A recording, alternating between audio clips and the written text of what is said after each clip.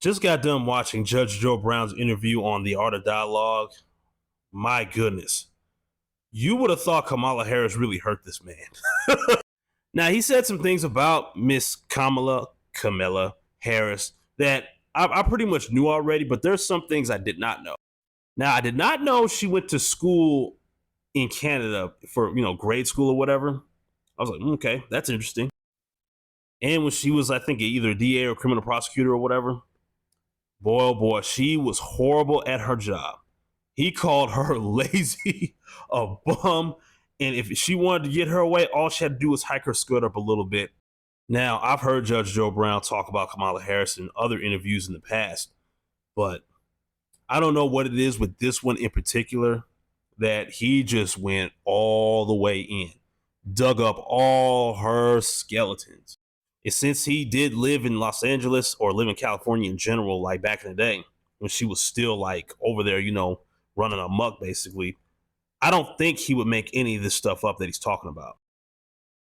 And the one thing that's kind of hot right now when it comes to her is the fact that she's a quote unquote, or excuse me, is not a black woman. Since I mentioned this I mentioned this in the previous video, her father does not have a drop of black in him.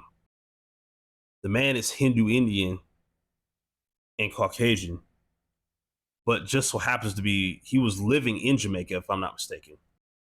Now, I know a lot of people when they first heard of that man being Jamaican, they're gonna think he probably, looked more like a black American. And no, that's not the case. Kamala isn't physically or culturally black at all. And I know for an absolute fact that woman is laughing her ass off every time the cameras go off and she goes back into hiding and doesn't have to be around any cameras and smile and cackle and try to talk with a southern drawl. She's not an American southerner at all. Her attempt at a southern drawl is fucking terrible.